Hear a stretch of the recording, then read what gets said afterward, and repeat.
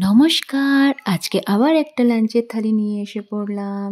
এটা দেখে কি লাগছে, এটা মাছ? কিন্তু না, এটা মাছ নয়। মাছ ছাড়াই আজকে মাছের থালি। দেখো আমি কিভাবে করেছি, পুরো ভেজ, পেঁয়াজ রসুনও নেই।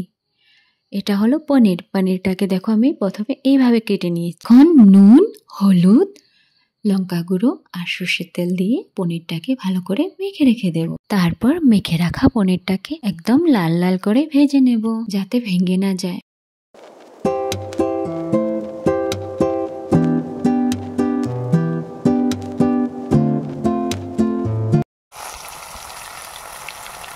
এখন একদম একটা সিম্পল মশলা তৈরি করে নিচ্ছি।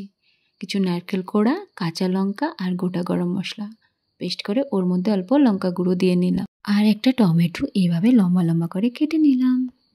এইটা রাঁধুনি, ফোড়নে কিন্তু রাঁধুনি দেব। তারপর পেস্ট করে রাখা মশলা আর হলুদ গুঁড়ো, স্বাদ মতো নুন দিয়ে মশলাটাকে ভালো করে কষিয়ে নেব। তারপর কেটে রাখা টমেটোগুলোও দিয়ে দেব। টমেটোগুলো যখন সিদ্ধ হয়ে আসবে ওর মধ্যে কিছু মিষ্টি দিয়ে দেব। এখন ভালো করে নেড়ে চেড়ে জল দিয়ে দিতে হবে। জলটা যখন ফুটে আসবে ভেজে রাখা পনিরগুলো একে একে দিয়ে দেব।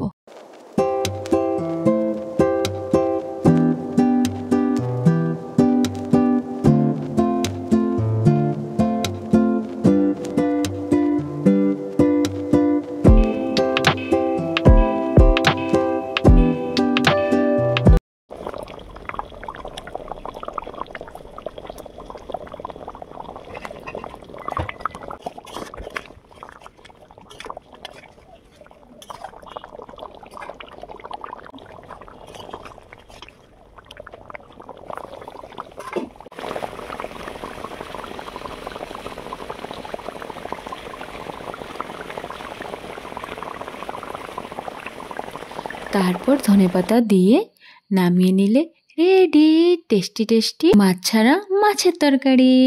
এইরকম রেসিপিগুলো দেখার জন্য প্লিজ আমার চ্যানেলটাকে সাবস্ক্রাইব করে দিও, একটা লাইক আর ছোট্ট একটা কমেন্ট করে দিও। রেডি আজকের লাঞ্চের থালি।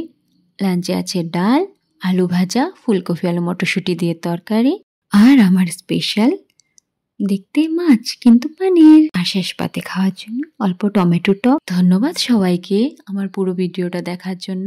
Bye bye.